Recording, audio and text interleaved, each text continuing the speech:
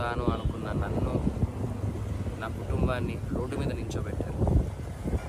అది చాలా బాధ వేసింది. పర్లేదు, నన్ను ప్రేమించే వాళ్ళు, నన్ను అభిమానించే వాళ్ళు ఉన్నారు కాబట్టి దేవుడు చల్లగా చూడబట్టి మా అమ్మకి, నా భార్యకి ఏం కాలేదు. నాకేవైనా పర్లేదు. మన ఇంట్లో ఆడవాళ్ళు మన పక్కన ఉన్నప్పుడు కొద్దిగా జాగ్రత్త వహిస్తే బాగుంటుంది. జగరాన్ని ఏదైనా జరిగితే కప్పు పోతే తిరిగి తెచ్చుకోవచ్చు, డబ్బు పోతే తిరిగి సంపాదించవచ్చు, మనిషి పోతే తిరిగి తీసుకొని రాలేమండి. ఇది గుర్తు పెట్టుకోండి. చాలా రిక్వెస్ట్గా అడుగుతున్నాను, దయచేసి ఇంకెప్పుడు ఇలా చేయకండి ఎవరి దగ్గర. Thank you so much. ఇప్పటికీ మీకు నా మీద ఏదైనా కోపం ఉంటే ఎక్కడ రమ్మంటారు చెప్పండి, వస్తాను, మీ ఇష్టం. కానీ ఎవ్వరికి ఇలా ఇంకెప్పుడు చేయకండి. I love you all. Thank you for each and everyone support చేస్తున్నందుకు. ఇంతకన్నా ఏం చెప్పలేదు. Thank you so much. అందరికీ నమస్కారం. ఎలా ఉన్నారు అందరూ? Thank you so much each and everyone. ఇరు రాష్ట్రాల ప్రజలకు అందరికీ పాదాభివందనం. నన్ను ఇక్కడి దాకా తీసుకొచ్చారు. మీ ఇంట్లో ఒకటిగా నన్ను చూశారు. ఇంతకన్నా నేను చెప్పుకోవడం అంటూ ఏమీ లేదు. గెలవలేను అనుకున్న వాడిని గెలుపు దాకా తీసుకొచ్చి గెలిపించారు. అంతకన్నా నాకు ఇంకా వేరే అదృష్టంగా నేను ఏం ఫీల్ అవ్వట్లేదు. Thank you so much to each and everyone. And బాధాకరమైన విషయం ఏంటి అంటే, అందరూ చాలామంది అడుగుతున్నారు. నేను దాని గురించి పెద్దగా అనుకోలేదు. ఆ బాధలో ఉండిపోయాను. చాలా బాధపడ్డాను. కారద్దాలు పగలగొట్టారు. బయటికి రా, నీ అంతా చూస్తా అన్నారు. నేను ఒక్కనే ఉన్నప్పుడు మీ ఇష్టం వచ్చింది చేసుకోండి, నాకేం భయం లేదు, ఎవరికి భయపడాల్సిన అవసరం లేదు. కానీ మన ఇంట్లో కూడా ఒక అమ్మ ఉంటుంది, ఒక అక్క ఉంటుంది, ఒక చెల్లి ఉంటుంది, ఒక భార్య ఉంటుంది. వాళ్ళు మన పక్కన ఉన్నప్పుడు మనం ఎలా ప్రవర్తించాలి అనేది కూడా మనం కొంచెం ఆలోచిస్తే బాగుండు అని నా అభిప్రాయం. అద్దాలు పగలగొట్టినప్పుడు ఆ అద్దం పెంకులన్నీ వచ్చి మా అమ్మగారి మీద పడ్డాయి, తేజు మీద పడ్డాయి. ఏమీ ఎవరికి కాలేదు కాబట్టి సరిపోయింది. అదే ఆ పెంకుల వల్ల ఏదైనా జరగరాని జరిగిందంటే, ఆ రాళ్ళ వల్ల తల పగిలి ఎవరికైనా ఏదైనా జరిగిందంటే, నేను ఈరోజు ఎవరిని కోల్పోయేవానో నాకు తెలియదు. ఇలాంటివి ఇంకెప్పుడు ఎవరికి జరగకూడదు. ఇలాంటివి ఎప్పుడు ఎవరికి చేయకండి. మీకు కోపం ఉంటే తిట్టండి, పడతాను. కామెంట్ పెట్టండి, చూస్తాను. ఇంకా కోపం ఉంటే వీడియోలు తీసి పెట్టండి. ఎలాగో పెట్టారు, నా కుటుంబాన్ని మొత్తం బాధ పెట్టారు.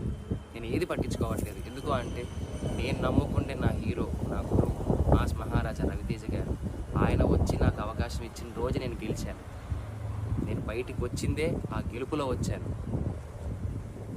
కానీ గెలిచి ఒక ఆనందంతో బయటికి వస్తాను అనుకున్న నన్ను, నా కుటుంబాన్ని రోడ్డు మీద నించోబెట్టారు.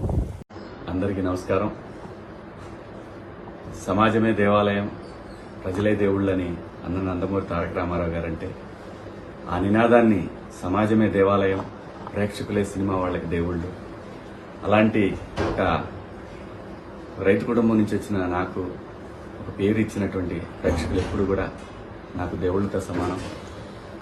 నా జీవితంలో నేను నమ్మేది ఒకటే, మనం మనలాగా ఉంటే ప్రేక్షకులు ఎప్పుడు ఆదరిస్తారు.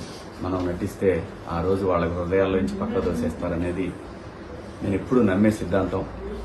అలాగే నా కోసం అహర్నిశలు పనిచేసినటువంటి అభిమానులందరికీ కూడా మీకు చేతులెత్తి నమస్కరిస్తూ మీకు పాదాభివందనాలు తెలియజేసుకుంటున్నాను. బిగ్ బాస్ సీజన్ 7 జర్నీ నా లైఫ్లో ఒక మధురానుభూతి. ఈ పాఠశాలలోకి లైఫ్లో ఒక్కసారి అడ్మిషన్ దొరికింది ఏ మనిషికైనా. సో అలాంటి అవకాశం నాకు ఇచ్చిన స్టార్ మాకి, ఎండమోల్కి నేను సదా రుణపడి ఉంటాను. ఇక్కడ బిగ్ బాస్ ఆట అనగానే ప్రతి వాళ్ళు కూడా అక్కడికి వెళ్ళి గొడవలు చేయాలి, స్ట్రాటజీలు ప్లే చేయాలి, దాని తర్వాత అవసరమైతే కుట్టుకునే స్థాయి దాకా వెళ్ళాలి అనేటటువంటి ఒక దురభిప్రాయంలో ఉన్న వాళ్ళందరికీ కూడా కాదు. ఇది నిజంగా ఒక పాఠశాల, దీంట్లో డిసిప్లిన్ చాలా అవసరం, ఇది మనకి లైఫ్ పాఠాలు నేర్పుతుంది అనేది చెప్పాలనుకున్నాను. ఈ షో ద్వారా అందరికీ చెప్పాను. ఆ అవకాశం నాకు స్టార్ మా ఇచ్చింది. ఈ షోలో ముఖ్యంగా నాకు మొదటి సినిమా అవకాశం ఇచ్చినటువంటి నాగార్జున బాబు గారు ఎంత అద్భుతంగా ఆయన నుంచి కూడా హౌస్లో జరిగేటటువంటి మనం చేస్తున్నటువంటి మిస్టేక్స్ని చాలా అందంగా అందరికీ నచ్చే విధంగా చెప్పడం అనేది ఈ షోలో హైలైట్గా అనిపించింది నాకు.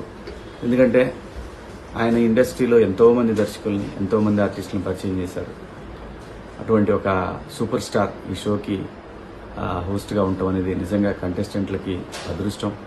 ఈ సీజన్లో సీజన్ 7లో కూడా బాబు గారే ఉండటం అనేది డెఫినెట్గా ఒక సాటి ఆర్టిస్ట్గా చాలా గర్వంగా అనిపించింది నాకు. ఆయన ప్రతి వారం ఒక మాస్టర్ లాగా అందరికీ చెప్పడం, అందులో ముఖ్యంగా నాకు అవకాశం ఇచ్చినటువంటి దేవుడు నాగార్జున బాబు గారు, ఆయన చెప్పడం అనేది నాకు చాలా బాగా అనిపించేది. మాట్లాడదాం అనగానే నేను ఎక్కడా కూడా భయపడే మనిషిని కాదు. అలాంటిది బాబు గారి దగ్గరికి వచ్చేసరికి 1కి 100 సార్లు ఆలోచించి మాట్లాడేవాడిని. ఏదైనా తక్కువ మాట్లాడాలి, ఎక్కువ మాట్లాడకూడదు అనేది చాలా బలంగా ఎప్పుడు నేను ధైర్యంగా మాట్లాడతా. బాబు గారితో కూడా ధైర్యంగానే మాట్లాడాను, కానీ చాలా తగ్గి మాట్లాడేవాడిని. ఎందుకంటే నేను ఆ గౌరవం ఇవ్వకపోతే నేను మనిషిలాగా కాదు. సో అటువంటి పరిస్థితుల్లో ఆ షోలో నాగార్జున బాబు గారు నాకు ఎన్నో విలువైనటువంటి సూచనలు చేశారు. వారికి కూడా ఈ షో సక్సెస్లో వారిది ప్రధాన పాత్ర. ఆ షోలో నేనంటాం నా అదృష్టంగా భావిస్తూ బాబు గారు మీకు సదా రుణపడి ఉంటాను. చాలామంది రకరకాలుగా మాట్లాడుకుంటున్నారు. స్టార్ మా వాళ్ళు శివాజీని వెనకాల పెట్టారు, అక్కడ పెట్టారు, ఇక్కడ పెట్టారు, వేరే వాళ్ళని ముందుకు తీసుకొచ్చారు. ఇవన్నీ నేను ఒప్పుకోను. ఎందుకంటే వాళ్ళు ఒక పద్ధతి ప్రకారం ఒక ఫార్మెట్లో వెళ్తారు. దాని ప్రకారమే ఈరోజు ఓటింగ్ జరిగింది.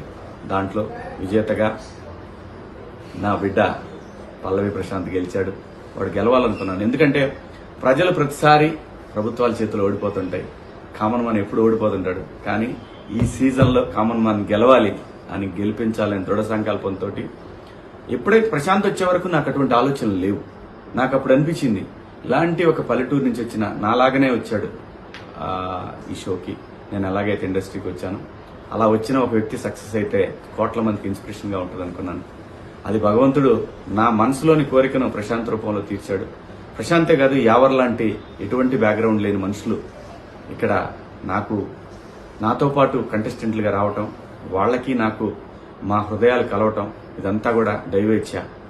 అంతేగాని ఒక గ్రూప్ లాగా ఆడాలనే ఆలోచన కానీ, లేదంటే మన ఆటలో ఇంకొకళ్ళ ఇన్వాల్వ్మెంట్ ఉండాలనేది పరమ భూతు. అది మూల సూత్రానికి, బిగ్ బాస్ షో మూల సూత్రానికి అది విరుద్ధం. దాన్ని బలంగా నమ్మి అంతఃకరణ శుద్ధితో నేను పనిచేశాను ఈ బిగ్ బాస్ షోలో. నేనేంటో, నా క్యారెక్టర్ ఏంటనేది ప్రజలు చూడాలనుకున్నాను. అది చూశారు. కోట్ల మంది అభిమానులుగా వాళ్ళ గుండెల్లో నన్ను పెట్టుకున్నందుకు ప్రతి ఒక్కళ్ళకి కూడా పేరు పేరున హృదయపూర్వక నమస్కారాలు తెలియజేసుకుంటూ, నాకు సపోర్ట్ చేసినటువంటి నా అభిమానులందరికీ కూడా, మీ అందరికీ కూడా పాదాభివందనాలు. త్వరలోనే మిమ్మల్ని కలుస్తాను. ఇప్పుడే ఇంటికి వచ్చాను, కలుస్తాను. Thank you so much.